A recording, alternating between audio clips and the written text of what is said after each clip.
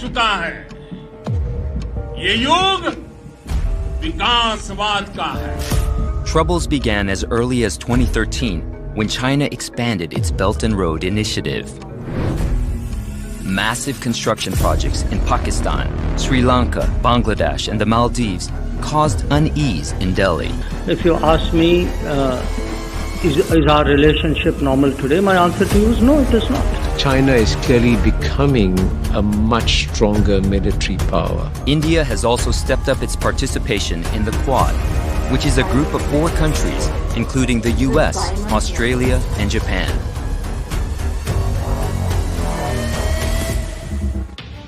Hi everybody, in the past 3 episodes of the geopolitical series, we saw how China started with something called the Belt and Road Initiative to conquer the world trade. Now just to give you a quick recap, firstly, China strategically used Djibouti, Sri Lanka, Myanmar and Pakistan's weak economic situation to surround India. Secondly, China spent billions of dollars into building oil refineries, high-speed cables, railway lines and even gas pipelines to build an alternate trade route around India.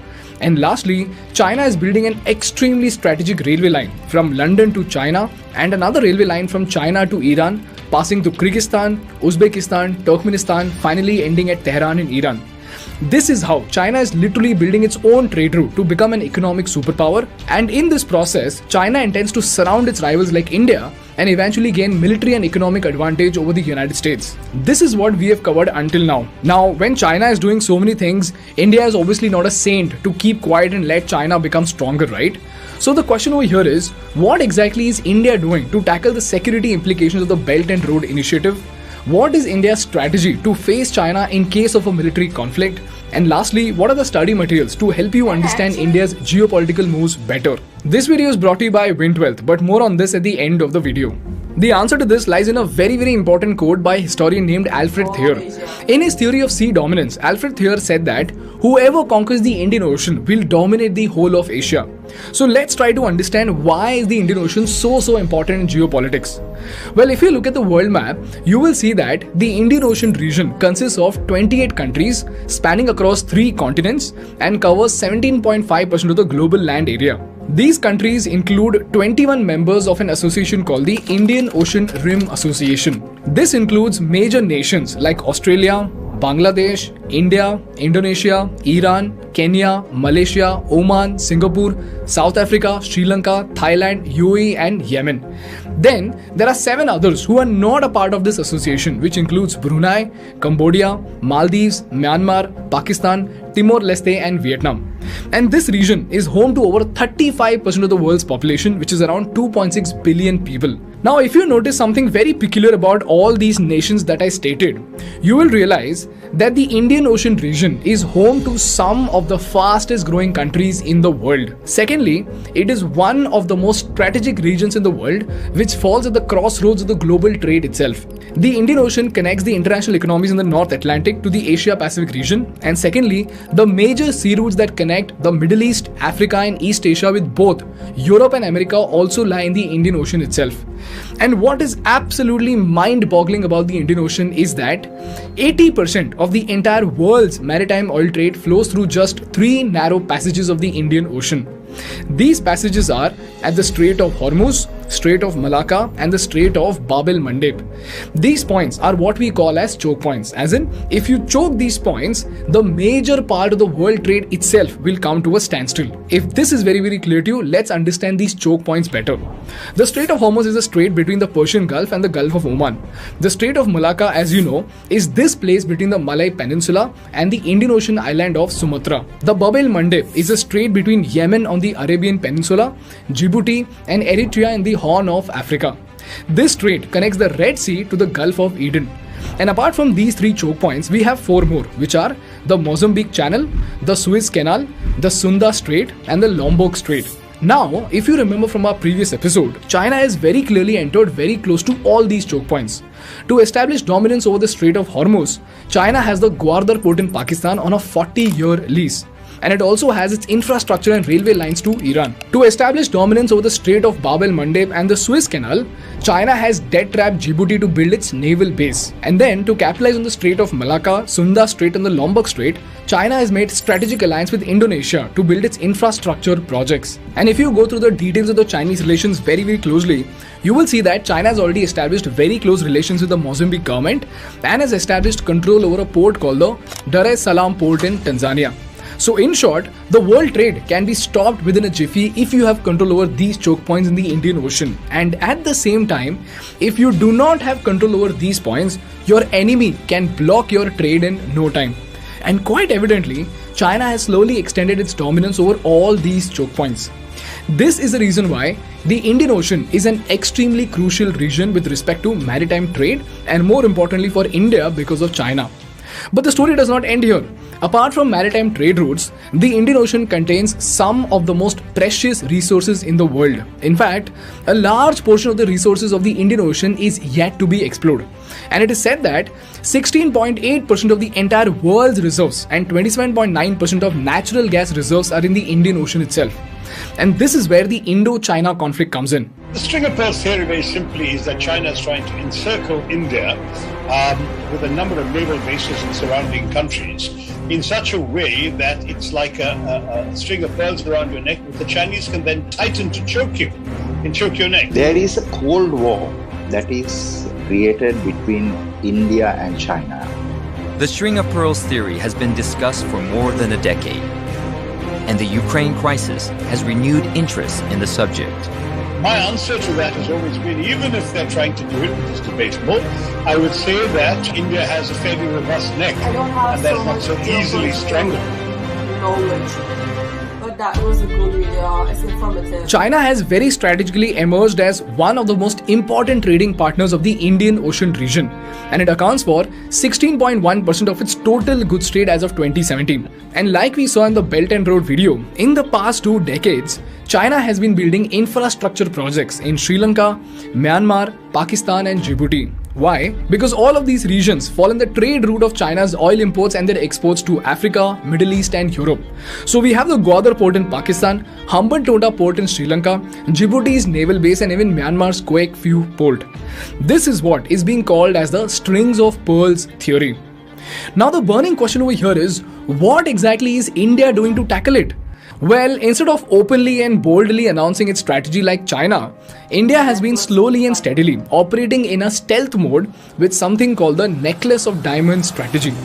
To understand this, let's take a look at the list of strategic bases India has set up with partner countries as well as the various trade agreements that India has signed.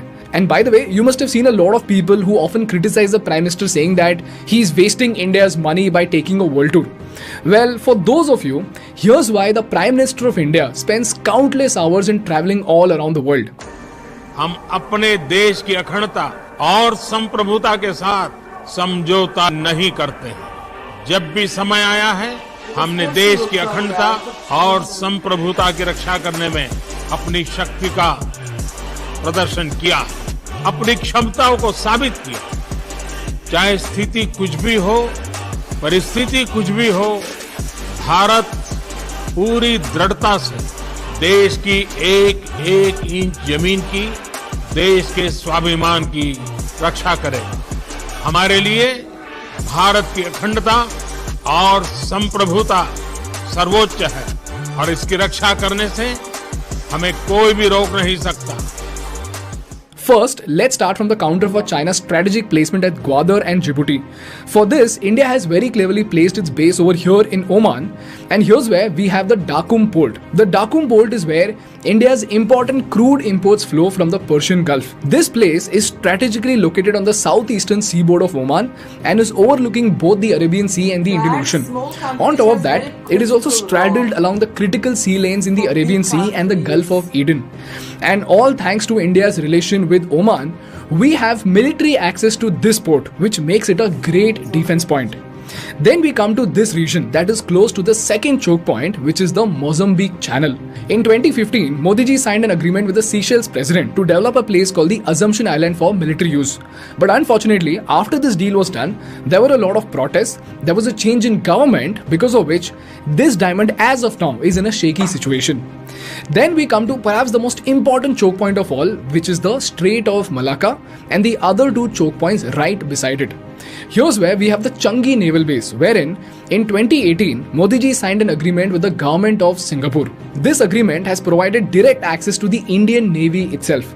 So while sailing through the South China Sea, the Indian Navy can refuel and rearm its ship through this base. This is followed by the Sabang port in Indonesia. And again, in 2018, India got military access to Sabang port, which is located right at the entrance of the Malacca Strait. So theoretically, we have a firm grip over the Strait of Malacca. And if you remember from our China's BRA video, 70% of China's oil supply and 60% of their trade passes through the Strait of Malacca. So choking this point is like choking the Chinese economy itself. After that, we have the Indo-Vietnam Diamond, and long story short, we have historically had a great relationship with Vietnam. We supply some of the most important defense equipment to Vietnam, and we have signed a comprehensive strategic partnership with Vietnam in 2016 itself. Then we have our important diamond in Japan. On 9th of September 2020, India and Japan signed something called the Acquisition and Cross-Servicing Agreement that would allow militaries of both these countries to exchange supplies and services on a reciprocal basis. So again, Japan and India can use each other's port as per their strategic requirements. And the best part about this point is that if you look at the map, you will see that it gives us a very close placement to the mainland of China itself. And then we have Mongolia, where Modi ji became the first Indian Prime Minister to visit, and more importantly, India has established a very strong relation with Mongolia by giving out a $1 billion credit to develop an air corridor for Mongolia. And lastly, we have the Chabahar port in Iran. And if you remember from our China video again, Iran is also a part of the Chinese BRI initiative, wherein they have a railway line from China to Iran, passing through Kyrgyzstan, Uzbekistan, Turkmenistan to finally ending at Tehran in Iran. So here's where India very cleverly understood the importance of Iran. So in 2015 itself, when Iran was facing crippling economic sanctions and diplomatic isolation, India agreed to develop a deep water port in Chabahar on the Gulf of Oman. And as a part of this deal, Modi ji visited Iran and signed the agreement worth $500 million to develop this port and related infrastructure. And if you see, it's not just strategic with respect to China's infra in Iran, but also very close to the Gwadar port in Pakistan. Now, if you connect all these points together on the world map, you will see that it's literally a necklace around China, and more importantly, they are strategically located points that can be used to counter the Chinese in case of any military conflict. Now, although the relations with all these countries is not as ideal as we would like, it is a very significant step to make sure that the dragon is not left completely loose. This is what India is doing to make sure that we are protected from the notorious Chinese moves. And this brings me to the most important part of the episode, and that are the study materials to help you understand India's geopolitical relations and strategy better. Before we move on, I want to thank our partners Wintwealth for supporting our content. For full disclosure, ThinkSchool is also an investor in Wintwealth. Wintwealth is a wonderful platform by which you can invest in bonds of NBFCs with strong backers and earn 9 to 11% interest. Now, most of you might be investing in the stock market as a long-term investor. But if you want to make steady returns for a short-term goal, that's where Vint assets can come in very handy. The investment process is super simple. You can see the asset page over here that has detailed information about the asset. On the right hand side, you can see a table by which you can determine how many units of the bond you want to buy. And finally, the payment process is also super easy. You can pay via UPI, net banking, or the Wintwealth fund itself. And that's it, you are done. By investing in Wintwealth, you can earn returns that are higher than FD and at the same time not as volatile as stocks. Always remember, you must also check out the risks explained on their website before deciding on your investment. Wintwealth is backed by Zerodha's Rainmatter, Kunal Shah, the CEO of Cred, and many more reputed investors. And you can check them out from the special link in the description. Moving on, the first document I am attaching comes from the International Relations and Strategic Studies Institute. This document explains the importance of the Indian Ocean, and this document will give you a very clear understanding as to why is Indian Ocean so important for the global economy. Secondly, lastly, I am attaching a document on the Belt and Road Initiative of China, which will give you a deeper understanding of what exactly is China trying to do. And for this, you can even check out our previous video. And lastly, I am attaching the super important Quad Summit fact sheet, which will teach you about the important relationship that we are forming with the US, Australia and Japan.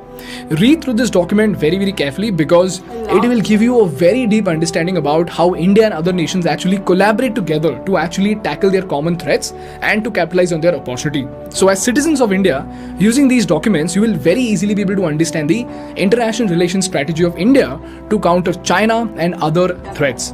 That's all from my side for today, guys. If you learned something valuable, please make sure to hit the like button in order to make YouTube Baba happy. And for more such insightful business and political case studies, please subscribe to our channel. Thank you so much for watching. I will see you in the next one. Bye bye.